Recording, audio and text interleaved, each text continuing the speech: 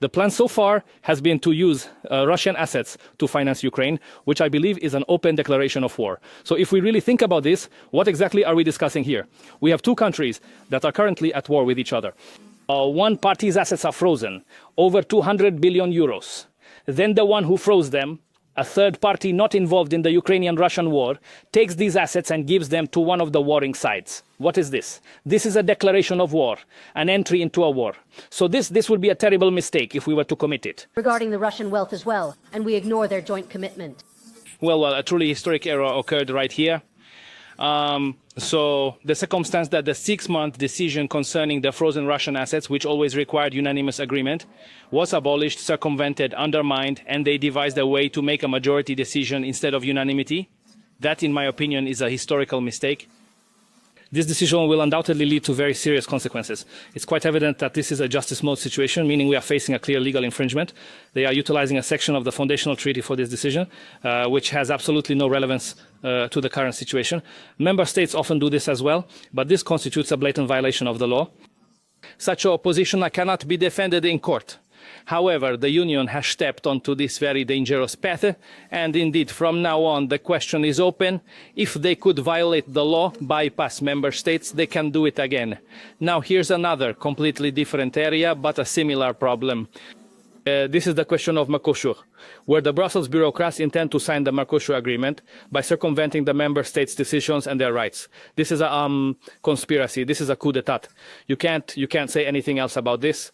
A conspiracy against the member states is taking place. And the fear that this could then happen in other areas as well, and to other people, not just to Hungarians. This is a real fear. This must be stopped. And I'm curious if the member states will be able to curb Brussels. This is necessary and urgent. Well, they've completely ruined the entire European economy. When von der Leyen took office, this was a competitive region. There was no war then. It was a peace project. Now we are at war. Well, someone is responsible for us ending up here. It's just one failure after another. Well, I believe that cutting off Russian energy is a failure. It's a good idea that other energy sources besides Russian should be available for member states and the continent. Let's diversify. The more diversified you are, the more stable you become. But cutting yourself off from your most important supply source is foolish, and it clearly goes against Hungarian interests. Therefore, we will always be fighting against this. And so far, we've done quite well. Regarding Russian assets, I'd like to ask, in the recent period, numerous agreements have been made with Azerbaijan, the United States, and other sources. Will they ultimately accept the European Commission and the... Never, no, never. We will never accept a decision to cut ourselves off from any energy source, because the goal is not to cut ourselves off from anything, but to diversify. We need to access as many sources as possible. What we are doing with Russia now is an irrational act, cutting ourselves off from one of the most abundant and cheapest sources. It's completely unjustified, meaningless, economically irrational. Of course, but we will also need to buy from others. It will be necessary in the upcoming period as well. What's more, we're not just purchasing oil and gas, but we are acquiring entire fields. So now Hungary has entered the historical era where we no longer just respond to our own energy dependence by buying from various countries and diversifying, but sometimes Hungary's state-owned company MVM and sometimes one of its large private companies MOL acquire fields. So today Hungary already owns oil and gas fields, and we must continue this policy. Right, we'll just veto it, won't we? Excuse me, I'm not trying to be funny. So what we're talking about, what this is all about, is that the plan so far has been to use Russian assets to finance Ukraine, which I believe is an open declaration of war. So if we really think about this, what exactly are we discussing here? We have two countries that are currently at war with each other. One party's assets are frozen, over 200 billion euros.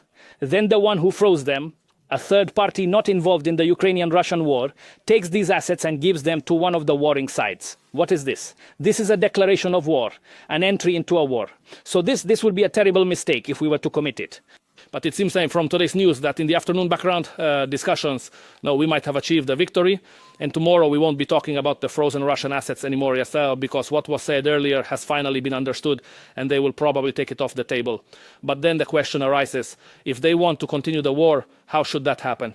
And for this, there will be that proposal, the Belgian proposal that we jointly take out a loan, which is unacceptable for Hungary.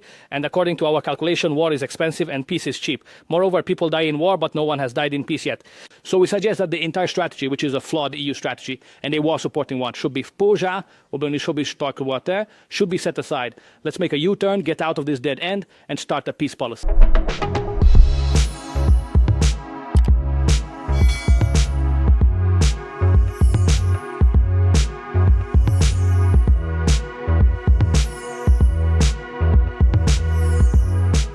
Times of India videos, your daily dose of India and the world.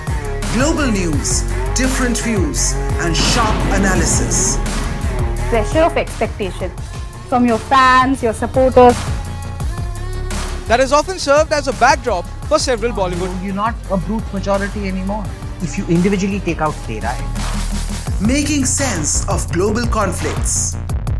Tracking the new emerging world order. Strike on Israeli military bases. A multi-pronged. To stay out of harm's way as Israel started bombing targets across. Understanding changing alliances in a polarized world. Tune into TOI videos for all this and more. Click on the bell icon to subscribe and never miss an update.